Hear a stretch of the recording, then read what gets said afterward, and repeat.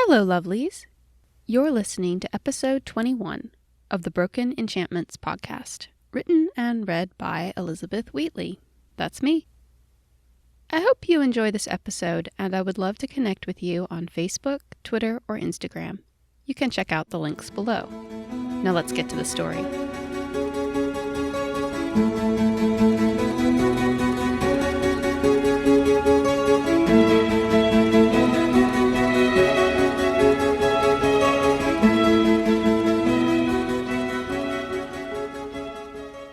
If it was possible, the Mazag seemed to have no hard feelings over this whole mess. Seovan led the way back to the beach where, after some brief discussion, they planned to signal a passing ship. The giant red creatures followed them at an easy distance, making all four of the humans very uncomfortable, even if Lucan pretended it didn't.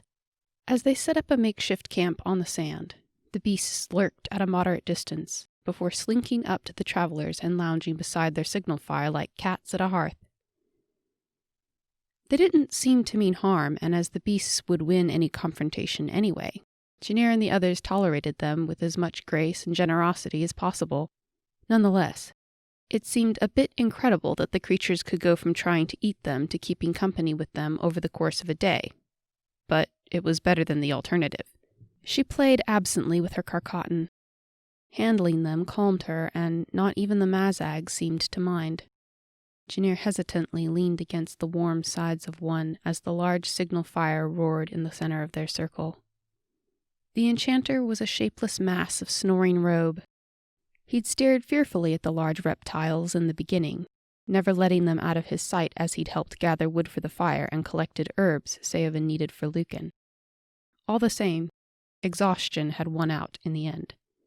The elf gravely contemplated the flames, not having spoken for the past hour. Janir suspected they were thinking the same thing. What to do with the fourth figure who sat cowering to the side? Bitterly, Lucan glared at his sister.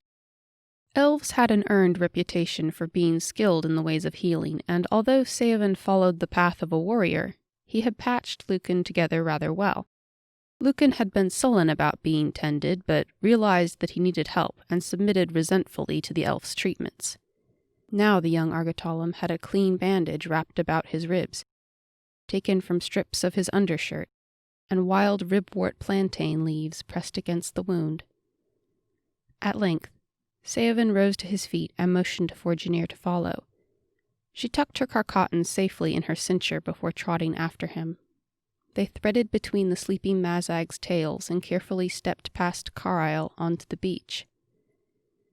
They walked side by side away from the others until they were just under 100 sword lengths away. Janir could still make out Carlisle's hog-like nocturnal vocalizations, her means of knowing that things were still fine in their meager camp. The waves glinted silver with reflections of the stars to the rhythm of the pounding surf. Janir and Seovan took their time, moving at an easy stroll. When they were just far enough to be out of an earshot of the others, Seovan turned to her and held her gaze for a very long moment. Several times he seemed about to say something, then stopped. "What are we going to do with Lucan?" Seovan asked at length, a dark note in his voice. "I don't know," Janir admitted. She'd just known it felt wrong to leave him to die under tons of rock and earth. "We should kill him," Seovan unenthusiastically replied with untempered honesty. "We should have left him in the temple." Janir swallowed. She knew that. She'd known that at the time. Seovan heaved a deep sigh. "I know he is your brother, and that might lead to a sense of attachment." "This isn't about him being my brother, Seovan." Janir shook her head. "We were born only 3 hours apart, but I was first. Lucan was always jealous of that. He abused me, even when we were children. There was never any love lost between us. It was odd to speak of that part of her childhood, the part before Armandius. She'd spent nearly half her life treating it as a deep and dirty secret. He tried to kill you, and he had killed Florite. It was hard not to cringe at that memory. I know all that, but Janir hesitated as she thought how to best put words to her thoughts. What? Because it's hard to explain, but... She bit her lip, struggling to put it into words. He's afraid.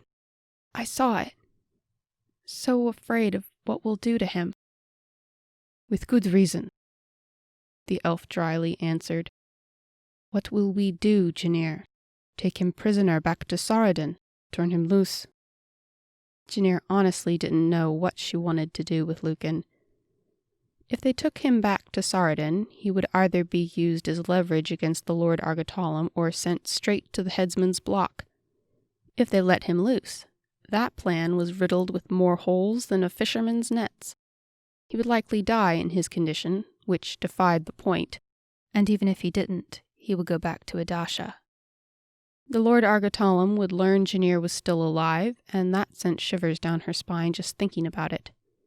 Still, she couldn't stomach the thought of executing a defenseless captive, after they had tended his wounds, no less. I don't want to kill him, Seovan. Not like this. She shook her head. So many people have died. I've seen so many people die. These past months... There wasn't really much more to say. She had no logical argument for sparing her brother and wasn't even sure she wanted to. Seovan was quiet for a long time. When he did speak, it was in a quiet, reserved tone. We must decide what to do with him before a ship arrives. But I shan't do anything without your agreement. Janir nodded, smiling even though she wanted to cry. For Florite, for the suffering Lucan had caused and was enduring. Even for Duke Ronan and the Argotolums. Some of them deserved it, but she kept thinking about how much it had hurt them or if they had been afraid. The elf exhaled a long breath. You have a gentle soul, Janir, no matter what anyone says. That is a precious thing. Feeling a sudden desire to change the subject, Janir cleared her throat. I was told to ask you who that was in the Vermilion Market, when that elf tried to get the key from me. Seovan's eyebrow rose. The Vermilion Market exists? Yes, but there was an elf. The seeress told me he was called... It took her a moment. Mulcalar. Seovan was quiet. He tilted his head into a shadow, so it was hard to read his expression. He's dark. She almost added beautiful, but stopped herself. He carried a pair of sabers and was an enchanter. Janir would have to recapitulate the past week's events in more detail after this, she realized. Searching for the key of Amatons. Are you certain? Seovan was abruptly concerned. Yes. Seovan seemed suddenly very preoccupied. He spoke lowly in Elvish, brow pinched in consideration. Who is he? The elf's reaction unsettled her anew. There was something here she did not understand. He is supposed to be a secret. Seovan's hands flew to his face, and he covered his eyes in a tired gesture that Armandius sometimes used. Not any more, apparently. Janir might have been discomforted by his response, but these days she had learned to be undeterred by the unusual. So who is he? I cannot reveal that. Seovan stiffly replied, obviously unhappy with the fact, but determined to stand by it. His hands dropped to his sides. Seovan, he attacked me with magic in the market. He threw me up against a wall and questioned me, and he knew what I was. He attacked you? Seovan's brow furrowed, and he shifted closer. Did he hurt you? No, Janir hastily assured him. No, Seovan, I just... She took a deep breath. It was as much to compose herself as to gather her thoughts. Mulcalar wasn't here, or anywhere near here, she reminded herself. A long exhale escaped her lips. If Seovan wasn't going to tell, he wasn't going to tell. There was conflict carved across his forehead as he spoke, hesitantly. It has been many generations since there has been such a powerful enchanter among elves, mortals, or any of the other races. Janir swallowed. There was something about the way Seovan spoke, something that forewarned of bad news. So why keep him secret? Because he is the son of our king. Savan's tone nearly dropped to a whisper. After a moment's consideration, it still didn't make very much sense. I don't understand. Savan glanced back about the beach as if he feared eavesdroppers.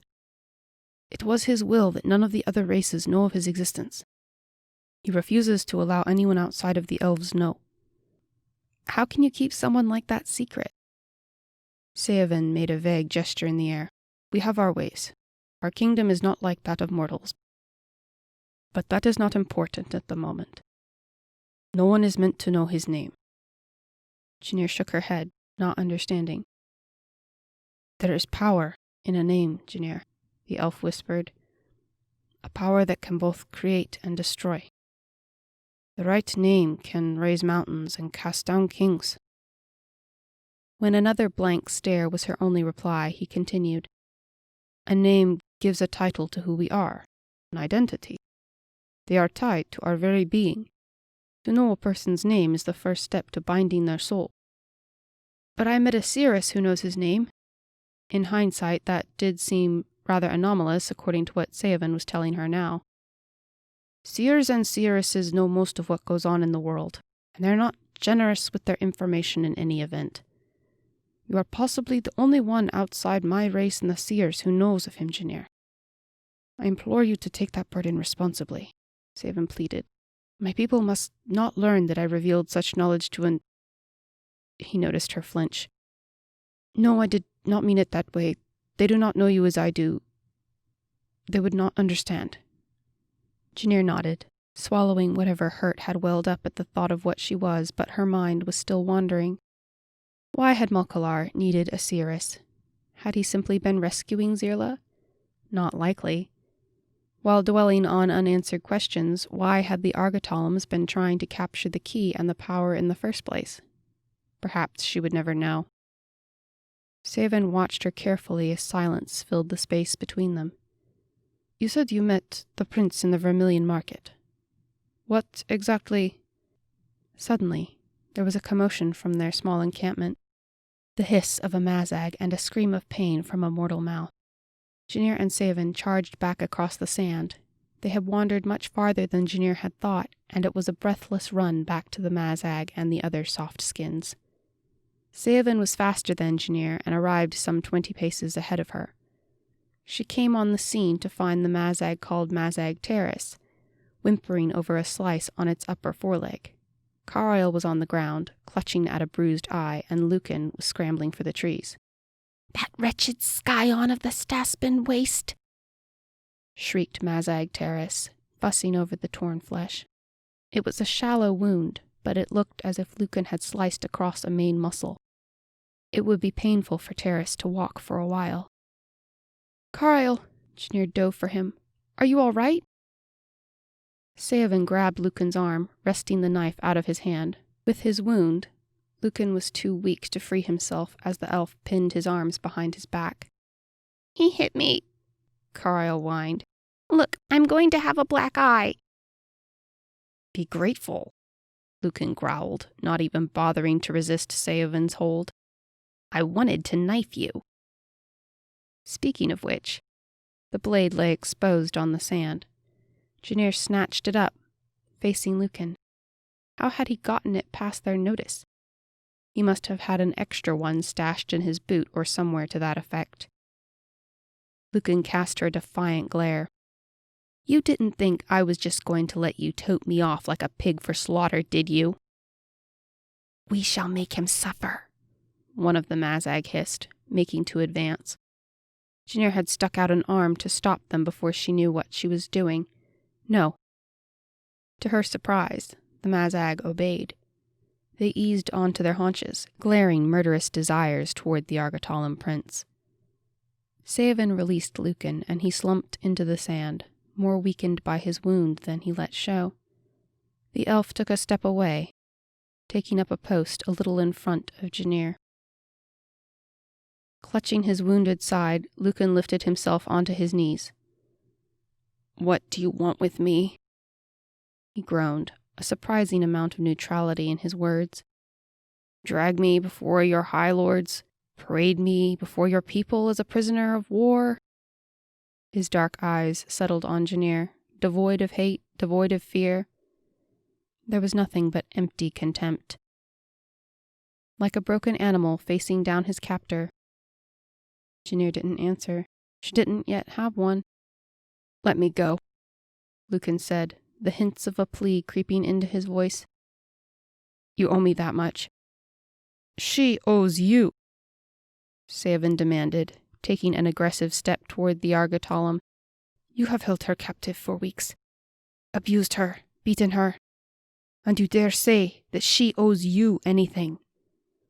Lucan did not so much as glance at the elf. "I held your life in my hands," he said, "and I spared it." "You tried to kill me." Janir could hardly believe his pretension. "Right," Carl shouted, fists on his hips as he planted himself at her side. "Yeah, what they said." Lucan still ignored the others. "I thought we were all going to die," he countered. "Admit it, we should have." "And that justifies it." Whatever compassion or pity Seven had found for the Argotalum prince was fading fast. "No," Lucan shortly replied, still showing not the slightest trace of shame. "I suppose it doesn't.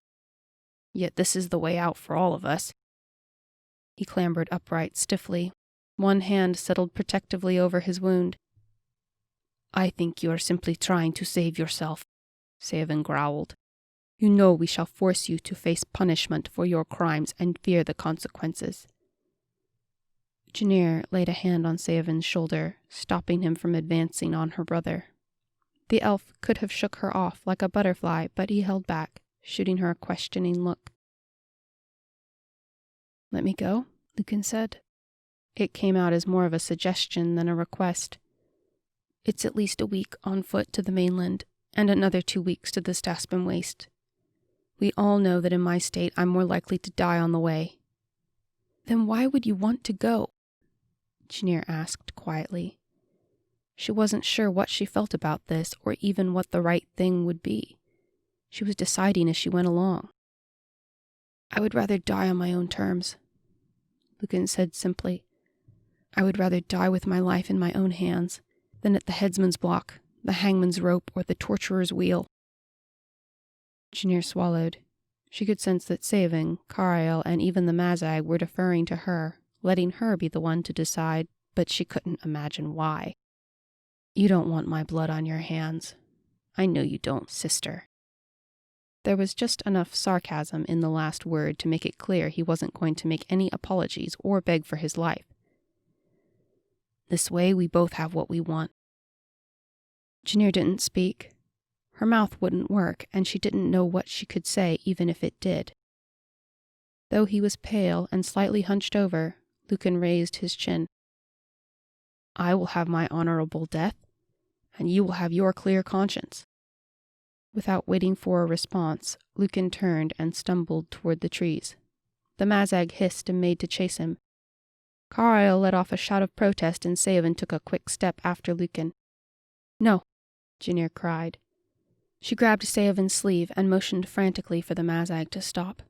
She looked to Seven before saying, "Let him go." Already, Lucan was gone from sight. He had chosen to brave the wild, perhaps because that was the only way he could take control again.